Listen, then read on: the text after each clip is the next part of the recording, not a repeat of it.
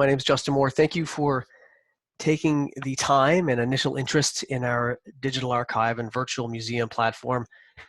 We're located on the east coast of Canada, and naturally with an interest to build relationships in the US, we looked below us to Maine, and I had reached out to Dugan with the Museum Association with a goal to find out the best way to inform you folks on what it is that we're up to. I wanted to reach out to all the main organizations and introduce them to Codex and digital storytelling and everything. So here we are.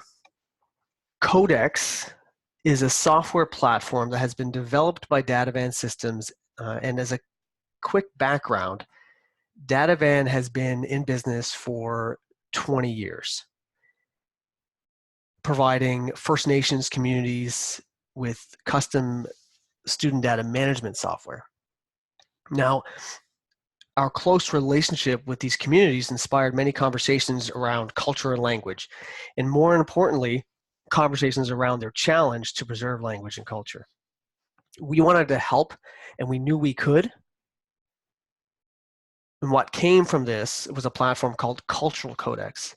Now, this solution was a collaborative digital storytelling environment, more focused on the individual community member, and acted as a collaborative space where stories and archives could be shared for greater knowledge. Once developed, though, we recognized quickly that the challenge of preservation and cultural access went well beyond our community partners. Reconfigured, Cultural Codex turned to Codex and is now a robust digital environment for organizations such as yourselves to use as their own digital hub, a supportive arm to their current web presence, most commonly described by me as an online archive and virtual museum. Now, I want to explore this greater, of course, and that's why we're all here. So thank you for letting me open that up. Now,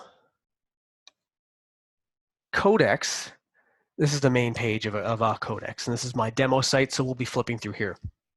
Codex has been designed so that anyone from 6 years old to 75 years old can create beautiful exhibits.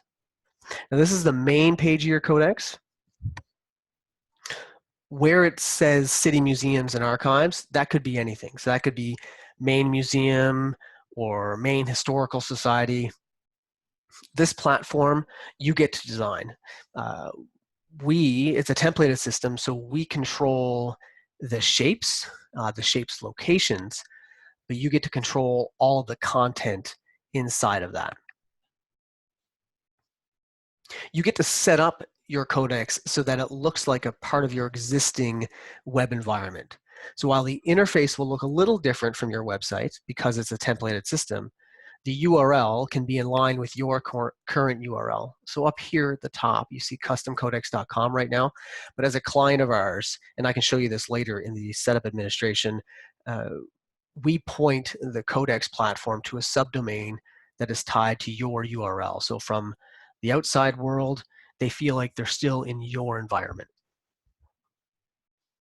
Now, let's first go through this platform as a visitor. So anybody who's engaging with your organization online, what are they going to see? How are they going to interact? And then we'll go in from an administrator's perspective and create some content and show you how to manipulate what these buckets or branches look like. So we'll go from there. First things first, the layout. These items, these icons, what I will refer to as branches right here, are to help filter the content. Inside of Codex, as you create your exhibits, and I'm going to scroll down so you can see that and expand. As you create these exhibits, they all roll to the main page.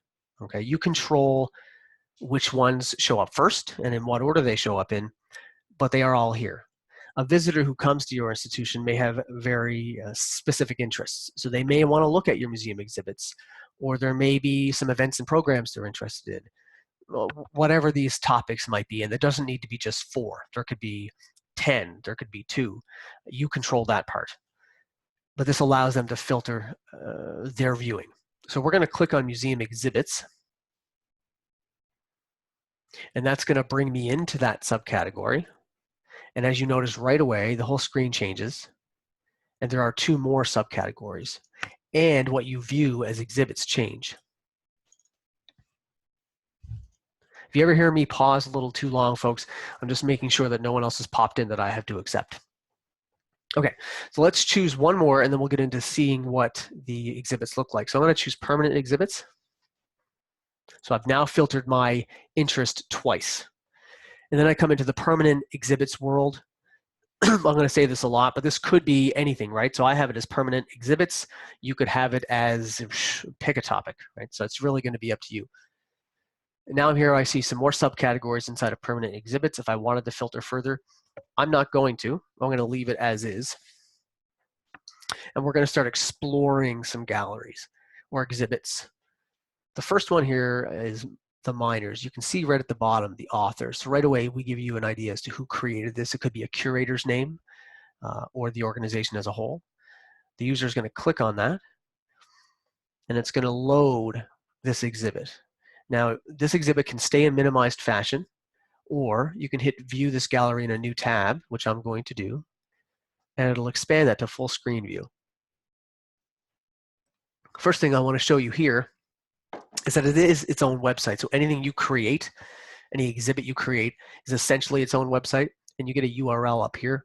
You can control what that URL says, or part of what that URL says. And at the end of this exhibit, or at the end of all exhibits, there is some sharing tools, but anybody can, when they're viewing, can highlight this and save the URL like in any website and share that with a friend. You got the authors listed here. You can click on them to go to their profiles, which we won't do now, but we will do later. And you get the date that it was last modified. As I click through, we start to enter into the exhibit. This is our carousel template. We have 5 different templates, and we continue to grow that. And this, I built this as a way to show an archival history of the miners of a certain town. With each image, I just clicked on one very quickly, but with each image, you get a caption. And that can be as big or as small as you'd like. I wrote a couple words. It could be a whole paragraph. That really depends on how you folks want to design it. And then when you want to see the image up close, when you click on the image, that caption will go away. And now you have the option to choose high resolution, and then you can zoom in. Now, all of these images that you're going to see, or most of them, were snapped from the internet. So I don't have high resolution images here in the demo. You guys will, I'm sure, have high resolution images either taken by your smartphone or housed in a digital archive. So you will have a much better zoom opportunity than I do. But I will try this one here. That one rendered a little bit. So the higher quality image will take a little bit longer to load, but there's no limitation to the zoom. The zoom is only limited by the quality. As I continue to click down, I'll show you how to create, but this is template driven, meaning that you can choose how the shapes are. It doesn't have to be in this order. It can be in any order you like, but there are squares and rectangles and combinations of all of them. You can see a little example at the bottom here as well, all of the different pages. And I can actually skip to a page and it'll bring it up. And we'll keep going through. Don't need to spend too much time on this one, I don't imagine. At the end of each exhibit, there is a little summary, so to speak, or a synopsis, or like an author acknowledgement. You have how many views has been on this one exhibit. These are those sharing tools that I was talking about. So you get an embed code, and then you got Facebook and Twitter. Click that away. As I scroll down, you can see the authors and where it came from. So the actual other categories that are above it that it came from, and then the authors. And that's it for that exhibit. So let's close that one. Now I'm going to go into household appliances. I'm doing this because there are a few different examples. They look a little different, right? The different layouts, and I want you to see them all. So this is our full column template. You see here different authors. Okay, T. Monroe is an actual curator, and he's listed at the bottom. And then Household Life is the branch that it belongs to. So here we are. So this is now incorporating text and image and actually video as well. And with digital storytelling and with our platform, we pride ourselves in the fact that you can now take exhibit creation to a new level and incorporate all media types. And we continue to explore different types. I'm exploring 3D models now. I know there are companies and tools and websites out there doing that, and that may be a neat thing to incorporate into a virtual exhibit. Regardless, let's move on forward. So here we have some text describing the images. We've got an iron. I'm only zooming in on this one because it is of higher quality, so you can get a little closer.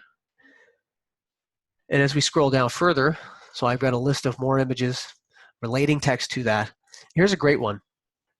This is an image that's of great quality, actually, and it's really big right here, and you can already see it at a great detail.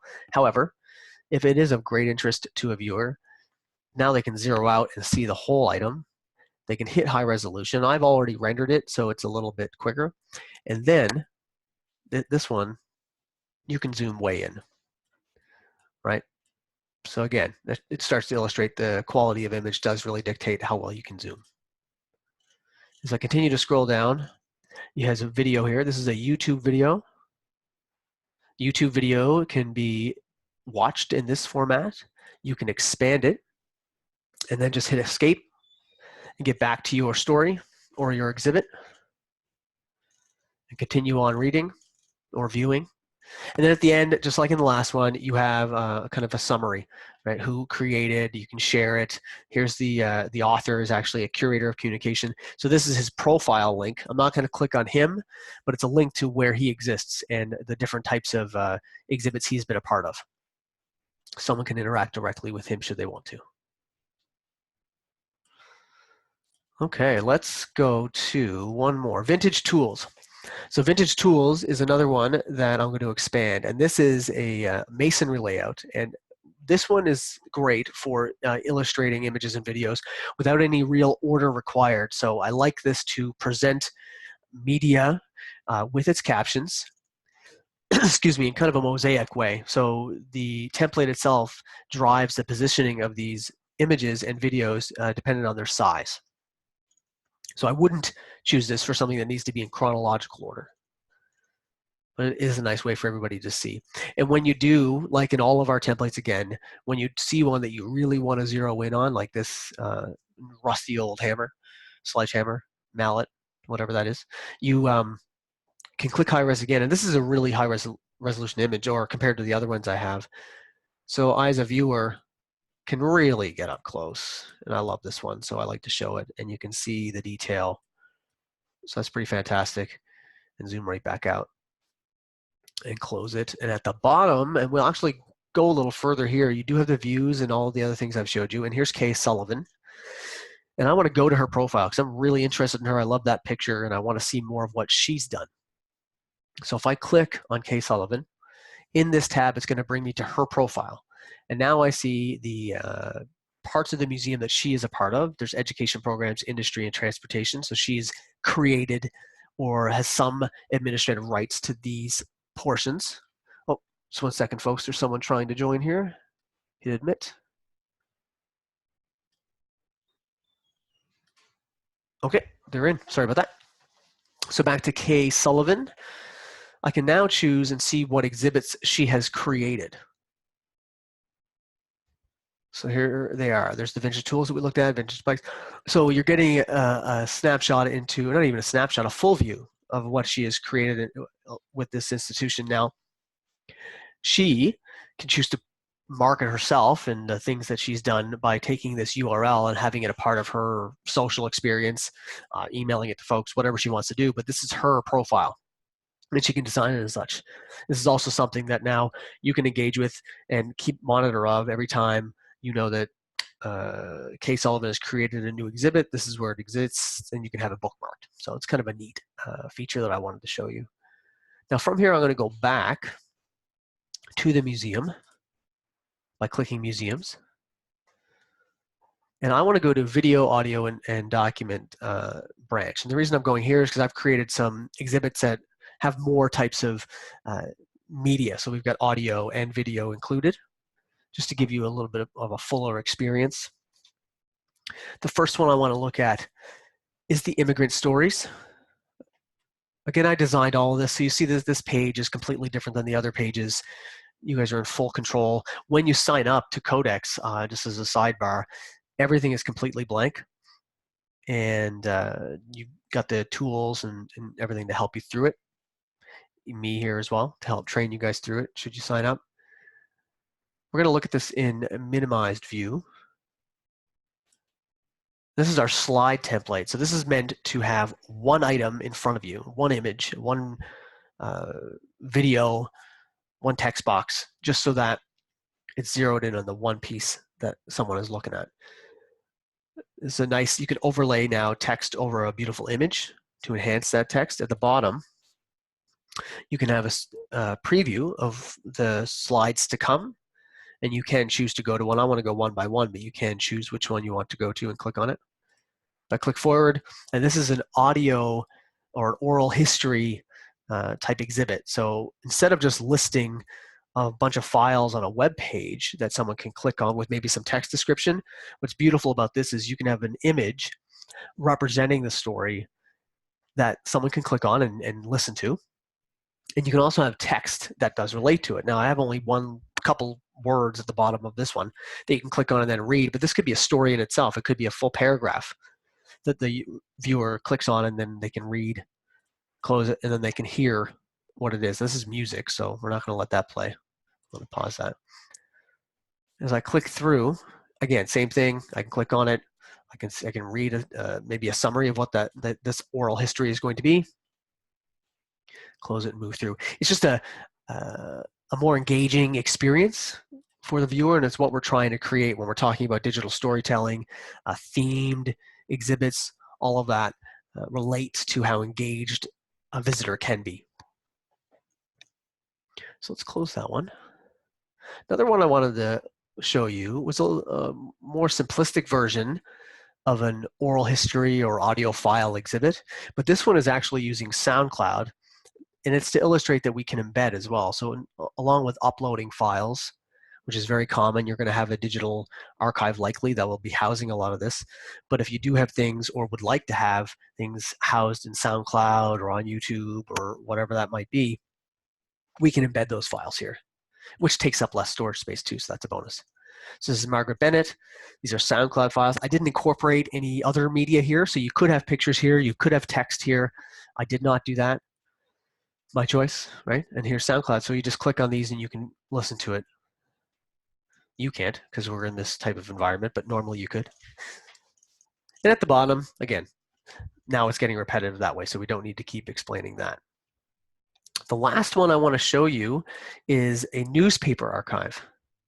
The reason I want to show you this is because of the quality image, and actually our very first client, South Shore Public Libraries here locally, came to us because they wanted to highlight and show their 129 years of the Bridgewater Bulletin to the public. So they went through 5 years of digitization, and they had no way to display this effectively to their community and beyond. And we were a great avenue for them to do that. And we worked closely with them. They had over 89,000 records, and we helped them to publicly display it.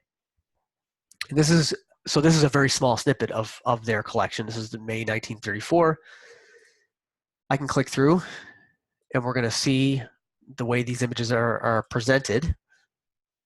What's something you want to take note of is that you can't read any of that, but as you zoom in, the zoom in that I've laid on a little bit here in this presentation, and how high quality it can be, it really comes into focus here because these images of extremely high quality.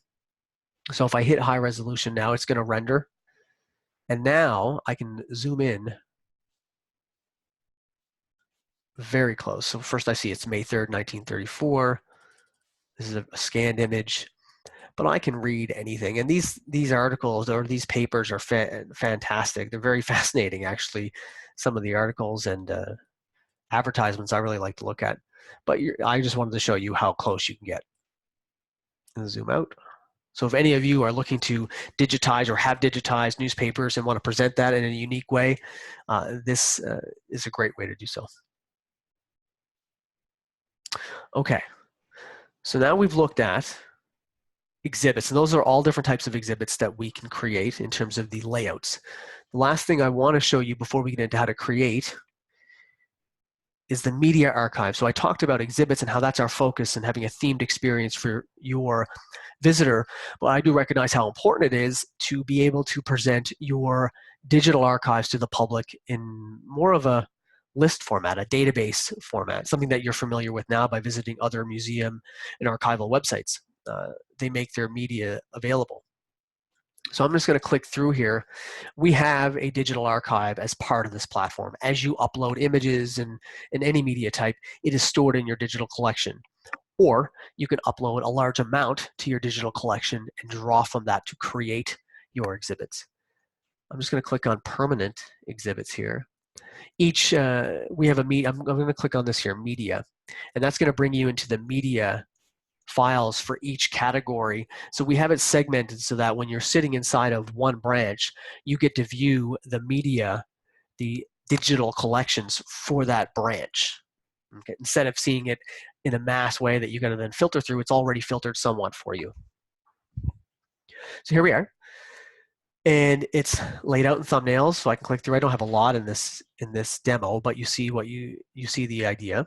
You can have folders created. I don't have any folders created. And then it's automatically filtered by type. So there's photos, video, and audio. And again, I don't have any video or audio in this one collection. I just have photos, and that's why it's empty there. I'm going to click on one so you see what a record looks like. We're going to click on this one right here. And the first thing you see is a preview window. It has some general content, metadata right here, and it has the thumbnail image. It also tells you where that image is being used, where that record is being used. I could click on that and it'll bring me right to that exhibit, which we've already looked at, so I'm not going to go there. You can also view that image just like you can when you're in an exhibit. You can zoom in and see it. So that's nice. So if you're maybe a research student or something and you're not interested in themed exhibits and you just want to come here, you can still get the full experience. Now, if I expand this into more details, what we're going to start to see is a very large amount of metadata. I've left it empty because maybe I was a little lazy and I didn't want to fill it all in. But for record purposes, if you collect a lot of metadata on your digital items, digital collections, you can store that here. Now, we worked with the Beaton Institute here in Atlanta, Canada. They're a recognized expert. And they follow and taught us to follow the rules for archival description to make sure that we had all of the necessary fields in order to follow the rules. So that's what you would see here. And of course, you can't edit this as a viewer, only as a logged in user, which we are going to do right now. We're going to log in. I'm actually going to flip to another demo site. And the reason I'm going to do that is because we have a couple little feature enhancements in our demo site that I wanted to use when playing with this. So let's take a look. I'm going to log in as, we're going to log in as a user. I'm not going to be a system administrator here. Well, let's first do the codex. And then log in. Okay, so this is Elle Moore. I'm just going to click on her for a second. So I'm the user. I'm logged in as Linda Moore, and this is the branch that I have access to that I can curate in. We're a permission-based system, and I will get into showing you all about permissions, but that is one of the powers of our platform. It's very collaborative. You can have anybody inside of your institution be a part of the curation process, or just maybe the media collection process, but so it's not falling on the shoulders of one or two people who are tech savvy. You don't need to be, and Linda Moore is not. Linda Moore is just a user, and she's been tasked to create exhibits. So I can click on museums, and that's going to bring me back again to one branch that I have the ability to create in, or I have permissions for in general. And then you come here, and this is where I click create, and we're going to start to really see how we've laid this out in that, so that anybody can do this. You hit create new gallery, and this is going to give you a preview of all the different templates that you can choose from. We are going to choose the slide template, one of my favorites. As you select, you come to a blank screen. The first step that we're going to want to do is go to settings. In settings, you get to choose whether or not you're going to want this to be a public exhibit So I'm going to say yes right away. Why not? But you can keep it off. You can add tags, and we're actually going to add a tag here, Codex. So tags make the exhibit even more searchable. So aside of the text that's in and around the exhibit, now it's going to search the tags as well. Credited authors, we can put an author that might, so the collaboration piece, so you can have Linda Moore creating this exhibit, but you may have another curator who's going to be a part of that. Either there's someone that's going to create with her, or maybe there's material that that person has some kind of relation with and you want to credit that person.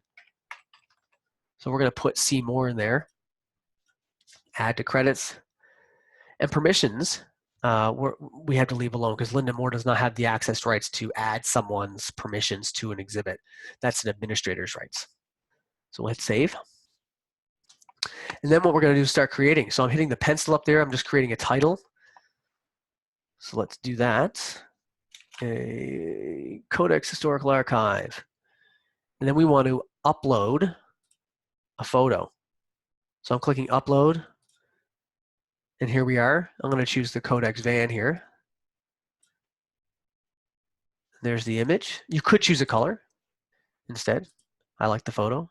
You could also choose from your media archive. So I could do that. Right. So as I flip through, there's a bunch of media archives that I can choose from. We're going to upload that van again, though, because I like that more. Hit save. And now we've got a draft. So I haven't published it yet. I can hit save draft, and it'll continue. That draft will stay there. We'll go to our next slide. And what I want to do, we're working with another screen here, is we're going to just cut and paste some text in here. We're going to work with text. So the first part of this exhibit is text related. So I'm going to copy some text. We're going to hit see these icons here? These are the different media types. So I'm going to choose text. I'm going to drop some text in. Now I'm going to do something a little different. Here's where I can overlay or underlay an image. So I'm going to hit edit. I'm going to choose text color to be going to be white. I'm going to add a background image here. Hit upload.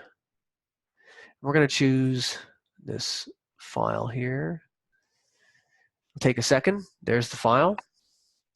Hit save. It's uploading the background here.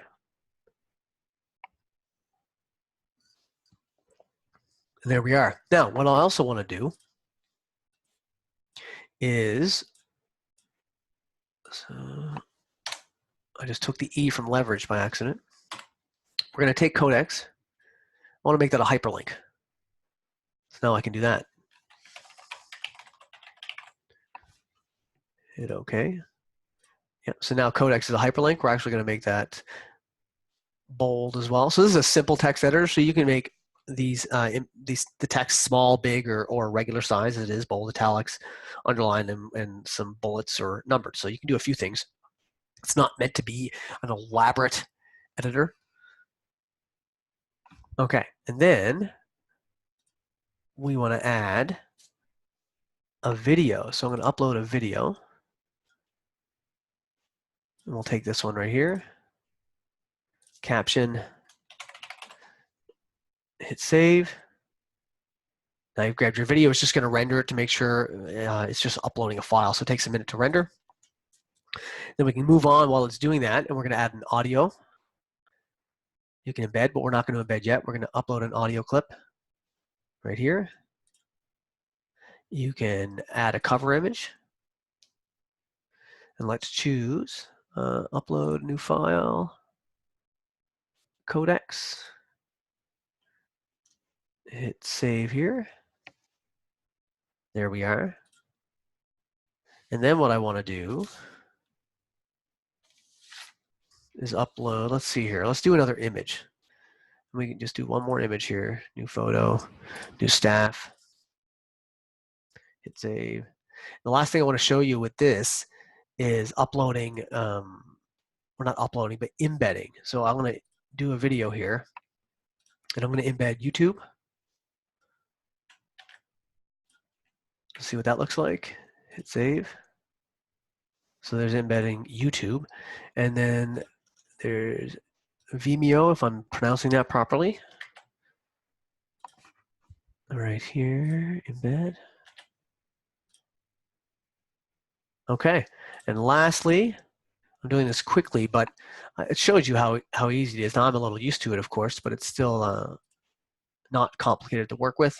I'm going to do one last, is a contact page, so some details of that. And then I'm going to hit publish because I have the rights to publish. If I didn't have the rights to publish, that button would not be there for me. Hit OK. It's published. Now what we're going to do is take a quick look at that. If I scroll down, here's my exhibit that I just created before your eyes. If I scroll through, so here's that first one with the image behind it, the link to Codex. I click on that, it opens up a new tab. It'll bring up Codex, which is not the right website. And then you've got a video.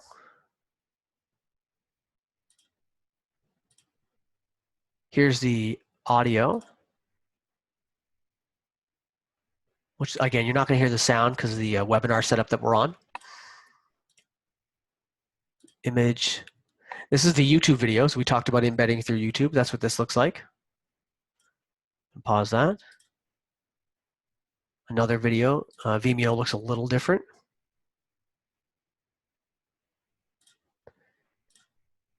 And then there's my contact info. And now we've created for the first time. If I do hit share, which I won't hit share now, you can share, and I can actually add a comment. So that's one other thing I want to mention. When you are logged in as a user, you can comment on the exhibits that you're viewing. However, only users can do that, only signed in users. It's not something that's open to the entire public. What is possible though is when I make a comment, it is invisible by the public. And that's why we keep it so that only trusted users can write comments. And then the public can benefit from that because they can see whatever those comments are, especially if someone's got a real knowledge of a piece and they want to just layer in a little more information. They have the ability to do that. So let's close out because now I've showed you how to create, and that was simplistic. And I now want to show you how to administer a little bit, and then we'll be getting close to wrapping up. So let's log out as Linda Moore. And we're going to log in as the administrator. So, and then admin. There we go. Oops.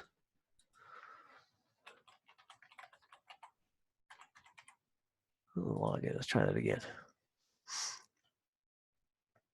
All right, now the administrator. First thing I want to do, I'm going to go to Codex admin as the administrator.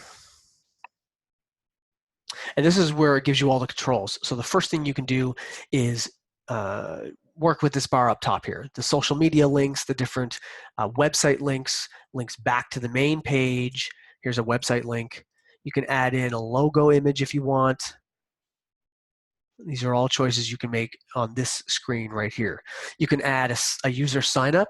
So with someone like South Shore Public Libraries as an example, and I mentioned them earlier, they want to create a community collections environment. So what they would like to have done is when someone visits their Codex page, there's a sign up button.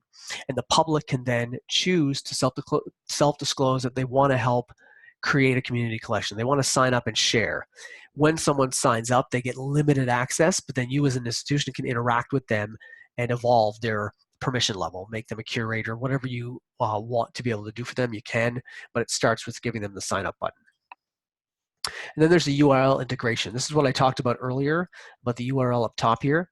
What happens when you hit the URL integration, you choose a subdomain that goes in here, and then that would replace collections, and then you have your actual URL.com. So from a search engine optimization perspective for anybody who understands that part of the world, we make it so that Google and the internet as a whole will recognize you and not Codex. So when people are interacting with your Codex platform and all of the beautiful exhibits, it is recognized as your website. Therefore, you're going to be discovered that much more online when people are searching certain topics.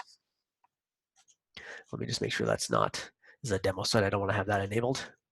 As I click through, you have account, and that just gives you a bit of a detailed summary of your account, the account you chose. You can upgrade, and then billing information, so just general account information. Manage users is really important. So as a Codex administrator, I can see all users that are in the system. There's a lot here that I've created. So I see them all. I can add them as the general Codex. I can give them limitations. I can give them special permissions to the overall Codex. Or as I go down, these are all the different categories and subcategories that I have created. So I can choose one. Here's archive collection for museums. If I click on that, here's the branch permissions for this one branch. I can add a user here, so I can say Colin Moore. He's a user in the system. I've added him with contributor, media contributor abilities, permissions to this one branch of the Codex. So that's what that's doing. So as an administrator, I can now add people throughout this platform to only work with certain portions of it. You can create users as well. Now, creating users, you can do so one by one. You can automatically give them some permissions. So if you know right away you've got a team of 10 curators, you want those curators to have access, you can do that right here. Or you can upload a file. So a CSV file, an Excel file will give you a template that you need to follow.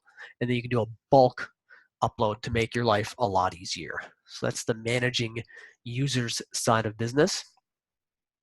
Usage gets into obviously seeing how much space you've used and what you have left, the branches you've created, the number of users you have, and then it gets into your codex. Your branches, the branches within your codex. So you see here your main branch, but if I click this button down here, I start to see the tree form. So all of the different branches that I have now created inside of my codex. And from here I can manage all of them. What I'm going to do is I'm going to click View on Enhance Your Digital Presence. It's going to bring me to the main page. Again, now I'm on the main page. I'm going to click on Museums, because what I want to do inside of the Museums branch, up here I can click this wheel system icon, and I can do a few things here. I can order the gallery, order the galleries. So this is where I talked before about pinning galleries. So this is where you can decide, what do you want up front? Because maybe you're highlighting an exhibit based on, a certain celebration or whatnot. Maybe it's different monthly, but you can choose when to highlight certain ones and pin them there. And then you can choose what order the rest of them are in. Are they going to be alphabetical, right? Recently modified, your choices, and then I can hit save. I can also manage users by branch. So I was just in the main codex and I showed you everything. Well, this is where I can manage at an individual level without seeing everything. Now I'm just looking at this one codex. And then branches. So these are the branches that belong to museums. I hope I haven't lost you. So these are the sub-branches that belong to museums. I'm happy with them, but I want to add a branch. So I can click Add. I do that. We'll call it a weather branch, weather art. Right? And then we're going to add the URL. So what's the URL going to be? Weather art. You can add a contact email if you'd like. You do not have to. Upload a photo. Let's choose this tornado. Here it is. Hit create. I've just created a new page inside of your codex now. It was that simple. And now I want to work with that. So I can view that. And maybe now that I've viewed it, I said, you know what? I want to have subcategories. I could have done it from the other screen, but I want to do it from here. So I'm going to add a branch. So now I'm here. We're going to add a branch, and we're going to call it painting. Painting. Upload a photo. And hit create. And now look what we've done.